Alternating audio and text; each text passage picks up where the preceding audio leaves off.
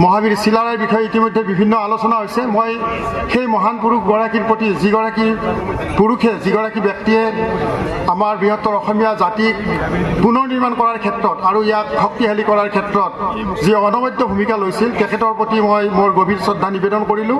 সেই বিষয়ে মই বেছি বিতংকৈ ক'ব নাযাওঁ। মই মাত্ৰ এটা কথাই ক'বলৈ বিচাৰিছোঁ যে ইয়াত যিটো আজি আমাক ইয়ালৈ নিমন্ত্ৰণ কৰি আনি আমাক এটা আস্থা আৰু মৰম প্ৰদৰ্শন কৰা হ'ল, তাৰ বাবে মই প্ৰথমতে কোচ ৰাজবংশী সন্মিলনীৰ সমূহ বিষয়ববীয়াক আমাৰ হিয়াৰ কৃতজ্ঞতা শ্ৰদ্ধা নিবেদন কৰিছোঁ।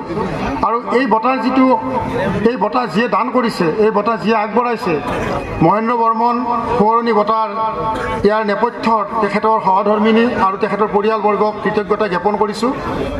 আচলতে বঁটা বুলি ক'লে এতিয়া ভয় লগা হৈছে। বঁটা বুলি ক'লে এনেকুৱা হৈছে, বঁটাৰ যিটো অৱস্থা মই প্ৰথম দিনাই আচলতে অগ্ৰাহ্য কৰিছিলোঁ যে মোৰ দৰে এজন নিকিনক এগৰাকী সংবাদকৰ্মী মই তাৰ কাৰণে মুঠেও যোগ্য বুলি নাভাবোঁ। কেতিয়াও সমাজৰ বাবে কিছুমান কাম কৰি আছোঁ এটা দীৰ্ঘ সময় ধৰি, সেই কামৰ মাজেৰে সমাজখনে মূল্যায়ন কৰিব আমাৰ কৰ্মৰাজি।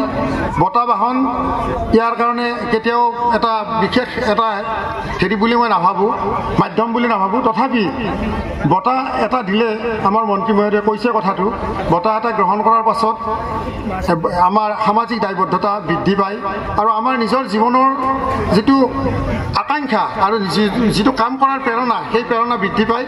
গতিকে নিশ্চিতভাৱে এই বঁটাৰ এটা ইতিবাচক দিশো আছে। কিন্তু সাম্প্ৰতিক সময়ত বঁটাক লৈ হোৱা বিতৰ্কই এই বঁটাৰ প্ৰতি মোৰ আচলতে নিজৰ কেতিয়াও মোৰ তেনেকুৱা ধৰণৰ বঁটা গ্ৰহণ কৰাৰ ইচ্ছাটো একেবাৰে নাছিলে। কিন্তু আপোনালোকে যি বঁটা ইয়াত দিছে বা আপোনালোকে মৰম প্ৰদৰ্শন কৰিছে তাৰ কাৰণে ধন্যবাদ জনাইছোঁ। আৰু সমাজৰ প্ৰতি অধিক দায়বদ্ধ হৈ অহা দিনবিলাকত মই যিখিনি সময় আছে মোৰ জীৱনৰ, সেই সময়খিনিত সমাজৰ বাবে দেশৰ বাবে কাম কৰি যাম বুলি প্ৰতিশ্ৰুতিবদ্ধ হৈ পুনৰবাৰ আপোনালোকক ধন্যবাদ আৰু কৃতজ্ঞতা জনাই মোৰ চমু বক্তব্যৰ সামৰণি মাৰিছোঁ। ধন্যবাদ।